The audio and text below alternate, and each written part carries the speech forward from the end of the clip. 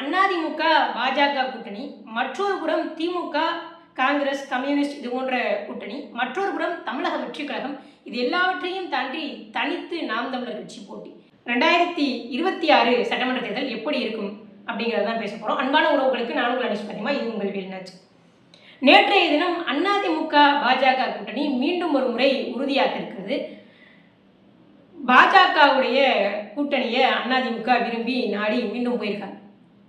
2021 சட்டமன்ற தேர்தலிலேயே பாஜகவோடு கூட்டணி வைத்து அதிமுக எவ்வளவு பெரிய வீழ்ச்சியை சந்திச்சாங்க அப்படிங்கிறது தெரிஞ்சும் மீண்டும் 2026 சட்டமன்ற தேர்தலை பாஜகவோடு கூட்டணிக்கு போறாங்க. அப்பொழுது அமைச்சர் ஜெயக்குமார் கூட சொன்னாங்க, 2021 கூட்டணி வைத்து அதன் பிறகு அண்ணா ஜெயக்குமார் அவர்கள் தோல்வியடைந்த பிறகு அவர் சொன்னார், நான் அங்கு ராஜாவாக இருந்தேன், முடிசூடா மன்னனாக இருந்தேன், ஆனால் இப்பொழுது நான் தோல்வியை தழுவியிருக்கேன், அதுக்கு காரணம் பாஜகவோடு கூட்டணி வைத்தது தான் அப்படின்லாம் பேசினாங்க. பாஜகவோடு நாங்கள் கூட்டணி வைக்க மாட்டோம் இனிமேல் அப்படின்னு பேசினாங்க. ஏதோ ஒரு தவறுதலாக நடந்த சம்பவம் அப்படின்னு பேசினாங்க. ஆனால் மீண்டும் இப்பொழுது பாஜகவோடு கூட்டணிக்கு போயிருக்காங்க. பாஜகவோட உங்கள் கூட்டணிக்கு போயிருக்கிறத எப்படி பார்க்கணும் அப்படின்னா, தற்கொலைக்கு நிகரான ஒரு செயல் அப்படின்னு பார்க்கலாம். ஏன்னா நான் சின்ன வயசுல இருந்தே நான் கேள்விப்பட்டது என்ன அப்படின்னா, அதிமுக தான் தமிழ்நாட்டில் அதிக தொண்டர்களை வைத்திருக்கிற ஒரு கட்சி அப்படின்னு நான் கேள்விப்பட்டிருக்கேன். எல்லாரும் சொல்லுவாங்க, இந்த தமிழ்நாட்டில் அதிக தொண்டர்கள் இருக்கிற ஒரு கட்சினா அது அதிமுக தான், அண்ணா திராவிட முன்னேற்ற கழகம் தான் சொல்லுவாங்க. யானை எப்படி தன் பலம் தெரியாம இருக்குமோ அதுபோல் அதிமுக தன்னுடைய பலம் தெரியாம இருக்கு அப்படிங்கிறத தான் நம்ம பார்க்க முடியுது. ஜெயலலிதா அவர்கள் சொன்னாங்க, நான் ஒரு முறை தவறு செய்து விட்டேன், பாஜகவோடு கூட்டணி தவறு செய்து விட்டேன், மீண்டும் அந்த தவறை நான் செய்யவே மாட்டேன்னாங்க. அதன் பிறகுதான் எடப்பாடி பழனிசாமி பாஜகவோடு கூட்டணி வச்சாரு. இப்போ மறுபடியும் அந்த தவறை திருத்திக் கொள்கிற வாய்ப்பு இருந்தும் மீண்டும் அந்த தவறை செய்கிறாங்க. பாஜகவோடு கூட்டணி வைத்து ஆட்சியை அமைக்கலாம் அப்படின்னு எடப்பாடி பழனிசாமி அவர்கள் நினைக்கிறதும், மண் குதிரையை நம்பி ஆற்றுல இறங்குறதும் ஒன்று தான். ஆனால் இது குறித்து அதிமுகவினர் எந்த ஒரு இதுவும் இல்லாமல் மீண்டும் பாஜகவோடு கூட்டணி வச்சு இந்த தேர்தலை எதிர்கொள்கிறாங்க. அப்போ பாஜகவோடு அதிமுக கூட்டணி வைக்கிது அப்படின்னா இயல்பாகவே தமிழக மக்கள் பாரதிய ஜனதாவை வெறுக்கிறாங்க. பாஜகன்ற கட்சி அந்த இந்துத்துவ சக்திகளை இயல்பாகவே தமிழக மண் வெறுத்து உண்ணுகிறது. அப்படிப்பட்ட ஒரு கட்சியோடு ஆட்சி அமைக்க முடியும், கூட்டணி வைத்து ஆட்சி அமைக்க முடியும் அப்படிங்கிறது ஒரு பகல் கனவு.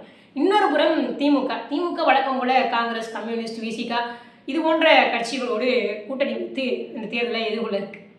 இன்னொரு புறம் தமிழக வெற்றி கழகம் யாரோட கூட்டணி செய்வாங்க, இல்லை தனித்து போட்டியிட போகிறாங்களா அப்படிங்கிற முடிவை இன்ன வரைக்கும் அவங்க முடிவெடுக்கலை.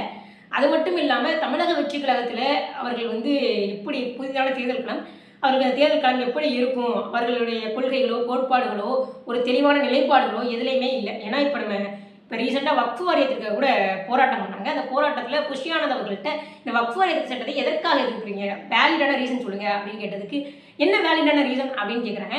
ஸோ ஒரு திட்டம் குறித்து, ஒரு சட்டம் குறித்து ஒரு நிலைப்பாடு, எந்த திட்டத்துக்கும் இந்த சட்டத்துக்கும் அவர்களுக்கு தெளிவான ஒரு நிலைப்பாடு கிடையாது. முழுக்க முரண்களான கொள்கைகளையும் கோட்பாடுகளையும் வைத்திருக்கிறாங்க. இப்பொழுது வரைக்கும் களத்தில் இறங்கி நடிகர் விஜய் அவர்கள் தலைவராக வரவே இல்லை. இப்பொழுது வரைக்கும் ஒரு களத்தில் இறங்கி வேலை செய்யவே இல்லை. தமிழக வெற்றி கழகம்ன்ற ஒரு கட்சி இருக்குது அப்படிங்கிறதே இன்னைக்கு தமிழ்நாட்டில் தெரியலை அப்படின்ற அளவுக்கு தான் இருக்குது.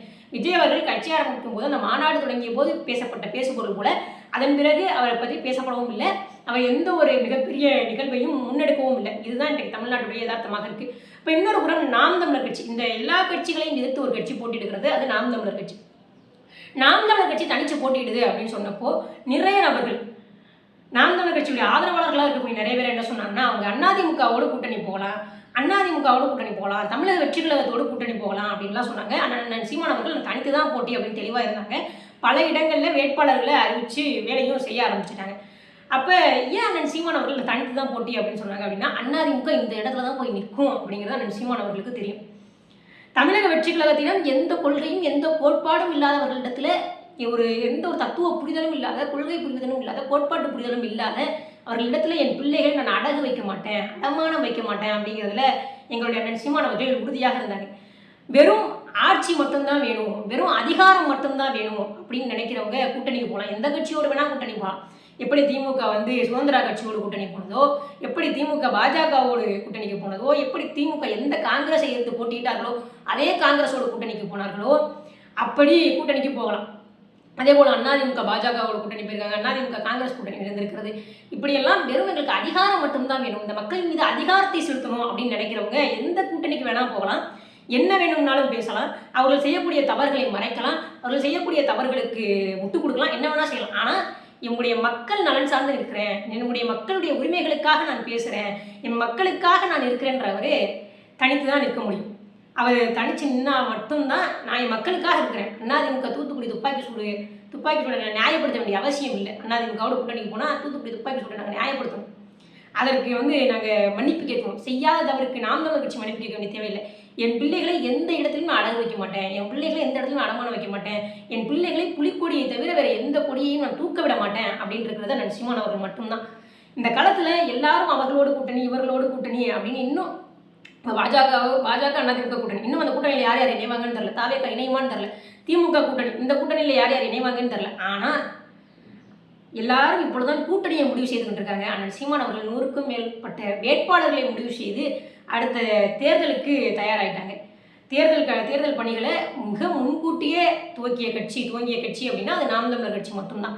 நாங்கள் தான் முன்னாடியே இவர்கள்லாம் வேட்பாளர், இவர்கள்லாம் வேலை செய்ய போகிறாங்க, இந்த இடத்துல வேலை செய்ய போகிறாங்க அப்படின்னு முன்கூட்டியே 100க்கும் மேலே வேட்பாளர்களை அறிவித்து இவர்களெல்லாம் இந்த இடத்துல வேலை செய்யணும் அப்படின்னு சொல்லி அதற்கென்ற ஒரு திட்டம் வகுத்து அதற்குன்னு ஒரு வியூகம் வகுத்து அந்த சீமான் அவர்கள் களத்துக்குள்ளே 2026 சட்டமன்ற தேர்தலுக்கான களத்துக்குள்ளே இறங்கிட்டாங்க. ஏன்னா எங்களிடம் இல்லாத ஒரே ஒரு வலிமை பொருளாதார வலிமை இருந்துச்சு அப்படின்னா கடைசி நேரத்தில் கூட வேட்பாளரை கொண்டு போய் சேர்த்துட முடியும், நம்முடைய திட்டங்களை கொண்டு போய் சேர்த்துட முடியும், நம்முடைய அறிக்கைகளை கொண்டு போய் சேர்த்துட முடியும். ஆனால் நம்மளிடம் பொருளாதார பலம் இல்லை அப்படின்றதுனால நமக்கு மிக நீண்ட கால உழைப்பு தேவைப்படுது அப்படின்னு 1 வருட காலத்திற்கு முன்பாகவே சீமான் அவர்கள் களத்திற்குள்ளே 2026 களத்திற்குள்ளே நுழைஞ்சிட்டாங்க. அதற்கான வேலைகளையும் செய்ய துவங்கிட்டாங்க. இங்கே என்ன நான் சொல்ல வரேன் அப்படின்னா, நிறைய பேர் அண்ணனுக்கு அட்வைஸ் பண்ணுவாங்க, நீங்கள் அதிமுகவோட கூட்டணி போங்க, தாவேகாவோட கூட்டணி போங்க, அவங்களோட கூட்டணி போங்க, இவங்களோட கூட்டணி போங்க. சீமான் அவர்கள் கூட்டணியில் தான் இருக்கிறார். தமிழ்நாட்டில் இருக்கிற 8 கோடி மக்களோடும் சீமான் அவர்கள் கூட்டணி வைத்து எங்கள் மக்கள் எங்களை கைவிட மாட்டார்கள் நம்பி, மக்களை நம்பி களத்தில் இருக்கிற ஒரே ஒரு அரசியல் தலைவன் ஒட்டுமொத்த தமிழக நிலப்பரப்பிலும் சீமான் அவர்கள் மட்டும்தான். எங்களுக்கு வெறும் எம்எல்ஏ சீட்டு வேணும், ஒரு எம்எல்ஏ போய் சட்டமன்றத்தில் உட்காந்தா போதும், ஒரு 40 எம்எல்ஏ சட்டமன்றத்தில் போய் உட்காந்தா போதும், ஒரு 2 எம்பி நாடாளுமன்றத்தில் போய் உட்காந்தா போதும்னு நினச்சிருந்தா என்றைக்கும் சீமான் அவர்கள் கூட்டணிக்கு போயிடுவாங்க. வெறும் 1%, வெறும் 2%, 0.5% வைத்திருக்கிற கட்சிகள் எல்லாம் கூட்டணிக்கு போகும்பொழுது 8% வைத்திருக்கிற சீமான் அவர்களுக்கு எவ்வளவு டிமாண்ட் இருக்கும், எவ்வளவு பக்கத்துல இருந்து நீங்கள் என்னை கூட்டணிக்கு வாங்க, எங்கள் கூட கூட்டணிக்கு வாங்கன்னு எவ்வளவு பேர் அழைத்திருப்பாங்க. ஆனால் சீமான் அவர்களுக்கு பின்னால் 36 லட்சம் வாக்குகள் இருக்குது. அந்த 36 லட்சம் வாக்குகளும் ₹1 காசு கொடுக்காம, குவார்டர் கொடுக்காம, கோழி பிரியாணி கொடுக்காம, எதுவும் கொடுக்காம அண்ணன் சீமான் அவர்களுக்காகவும் தலைவருக்காகவும் அண்ணன் சீமான் அவர்கள் வைத்த தமிழ் தேசியத்திற்காகவும் விழுந்தது அப்படின்றப்ப அந்த வாக்குகள் எவ்வளவு மதிப்புமிக்கது. ஏன்னா அதிமுகவில் இருப்பவர்கள் தெரியும், ஒரு வாக்கு வாங்குவது, ஒரு வாக்குடைய விலை என்ன அப்படின்னு தெரியும், ஒரு வாக்குக்கு எவ்வளோ செலவு பண்ணணும்னு தெரியும். அதே போல் திராவிட முன்னேற்ற கழகத்தில் இருப்பவர்களுக்கு தெரியும், ஒரு வாக்குக்கு எவ்வளோ செலவு பண்ணணும்னு தெரியும். நம்ம 36 லட்சம் வாக்குகளை நாம் தமிழர் கட்சி வாங்கியிருக்கு. எந்த ஒரு செலவும் இல்லாமல் அதிகபட்சம் தேர்தல் செலவுகளை விட, தேர்தல் ஆணையமே நிர்ணயித்த செலவை விட மிக குறைவாக செலவு செய்த வேட்பாளர்கள் தமிழ்நாட்டில் இருக்காங்கன்னா, அதுவும் ஒரு அரசியல் கட்சியுடைய வேட்பாளர்கள் இருக்காங்கன்னா அது நாம் தமிழர் கட்சியுடைய வேட்பாளர்கள் மட்டும்தான். இப்படிப்பட்ட களத்தில் தான் இருக்கிறோம். இதே எங்களுடைய சிவகங்கையுடைய கார்த்திச்செம்மன் அவர்கள் கூட சொன்னாங்க, என்ன செய்கிறாங்கன்னே தெரில, எப்படி வாக்கு வாங்குறாங்கன்னே தெரில, நாம் தமிழர் கட்சியினர் எப்படி அவங்க வாக்கு வாங்குறாங்கன்னே தெரில அப்படின்லாம் சொன்னாங்க. 8% வாக்குகளை பெற்று அங்கீகரிக்கப்பட்ட கட்சியாக மாறிய பின்னரும் நான் எந்த கட்சியோடும் கூட்டணிக்க போக மாட்டேன். என்னை நம்பி வந்த பிள்ளைகள், என் கருத்தியை நம்பி வந்த பிள்ளைகள், என் கொள்கையை நம்பி வந்த பிள்ளைகள், நான் சரியாக நிற்பேன், நான் சமரசம் இல்லாமல் நிற்பேன், நான் தனித்து நின்று இந்த நிலத்தில் களமாடுவேன் நம்பி வந்த பிள்ளைகளை எவரிடத்திலும் அடமானம் வைக்க மாட்டேன். எந்த கொடியையும், என் பிள்ளைகளை புலிக்கொடியை தவிர எந்த கொடிகளையும் நான் தூக்க விட மாட்டேன். என் தம்பி தங்கைகளை எந்த இடத்திலும் நான் தலைகுனி நிற்க விட மாட்டேன். என் தம்பி தங்கைகளை எந்த இடத்திலும் நான் வாழ்க ஒழிய கோஷம் போட விட மாட்டேன். என் தம்பி தங்கைகளை யாருக்கும் முட்டு கொடுக்க விட மாட்டேன். என் தம்பி தங்கைகளை எந்த இடத்திலும் நான் அவமானப்படுத்த மாட்டேன் அப்படின்னு சீமான் அவர்கள் இன்றைக்கு வரைக்கும் தனித்து நிற்கிறார். 2026 2009 கட்சி தொடங்கிய போது, 2016 தேர்தல் அரசியல் வந்தபோது சீமான் அவர்கள் சொன்னது, எந்த காலத்திலும் தேசிய கட்சிகளோடும் திராவிட கட்சிகளோடும் நான் கூட்டணி வைக்க மாட்டேன்னு சொன்னார். அதில் இன்று வரை உறுதியாக இருக்கிறாரு, இனியும் உறுதியாக இருப்பார். அந்த உறுதியினால் தான் இன்றைக்கும் பல லட்சக்கணக்கான இளைஞர்கள் விஜய் என்கிற ஒரு மிகப்பெரிய திரைப்புகள் கொண்ட ஒரு நடிகர் அரசியலுக்கு வந்த போதிலும் சரி, அதற்கு முன்பாக 60 ஆண்டு காலம் 70 ஆண்டு காலம் ஆண்ட கட்சிகள் இருந்த போதிலும் சரி, இந்த இந்தியாவே ஆளுகிற கட்சிகள் இருந்த போதிலும் சரி, இவ்வளவு பேரையும் புறந்தள்ளிட்டு இளைஞர்கள் நாம் தமிழர் கட்சியின் பக்கம் வராங்க, நாம் தமிழர் கட்சியை விரும்புகிறாங்க. அண்ணன் சீமான் அவர்கள் ஒரு கல்லூரியில் பேச போனால் அந்த கல்லூரியில் கரகோஷம் அவ்வளவு இருக்குது அப்படின்னா அதற்கு காரணம் அண்ணன் சீமான் அவர்களுடைய உறுதித்தன்மை தான். ஒரு கல்லூரிக்கு இன்ஸ்டாகிராம் இன்ஃப்ளூயன்சர்ஸ் போகிறாங்க. அந்த இன்ஃப்ளூயன்சர்ஸ் போகும்போது மிகப்பெரிய கைத்தட்டல்கள் விழுது. ஏன்னா அவங்க இன்ஃப்ளூயன்சர்ஸ் அவங்க வேலையை என்டர்டெயின்மெண்ட் பண்ணுறது. இன்னொரு புறம் நடிகர்கள் போகிறாங்க. நடிகர்கள் போகும்போது நடிகர்கள் பேச துவங்கும் பொழுதே கைத்தட்டல் விழுது. ஏன்னா அவர்களுடைய நடிப்பு காலம். ஆனால் ஒரு இந்திய நிலப்பரப்பிலேயே ஒரு அரசியல் கட்சி தலைவன் பேசும்போது, அதுவும் அரசியல் பேசும்பொழுது இளைஞர்கள் விழிப்பாக கவனித்து அதற்காக கைத்தட்டி அவரை கொண்டாடி மகிழ்கிறார்கள் என்றால் அது ஒட்டுமொத்த இந்திய நிலப்பரப்பிலுமே அண்ணன் சீமான் அவர்கள் மட்டும்தான். அவர்தான் இந்த மண்ணில் மாற்று. அதனால தான் நாங்கள் சொல்கிறோம், சீமானன் அவரோட கூட்டணி போகலாம், சீமானன் இவரோட கூட்டணி போகலாம். இத்தனை பெரிய இளைஞர் வட்டாரத்தை அண்ணன் சீமான் அவர்கள் வைத்திருக்கிறார். நாளைய எதிர்கால நம்பிக்கைகளை அண்ணன் சீமான் அவர்கள் தன் பக்கம் வைத்திருக்கிறார்னா அவருடைய உறுதித்தன்மை. அண்ணன் சீமான் அவர்கள் இத்தனை முறை தோற்ற போதும் என் மக்களுக்காக நான் நிற்பேன்னு ஒரு தலைவன் நிற்கிறான். அந்த தலைவனின் கரங்களை வலுப்படுத்தணும் தான் இளைய சமுதாய பிள்ளைகள் மொத்தமாக அண்ணன் சீமான் அவர்கள் இருக பற்றி கொண்டிருக்கிறோம்.